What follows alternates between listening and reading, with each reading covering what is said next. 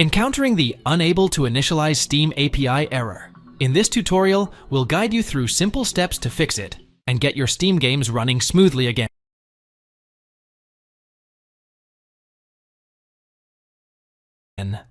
Open the search menu and type Windows Firewall. Select Windows Defender Firewall from the results.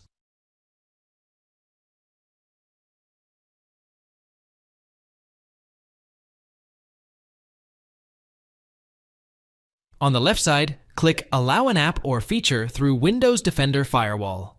Locate Steam in the list, click Change Settings, if needed, and ensure both private and public checkboxes are selected for Steam. Click OK to save changes.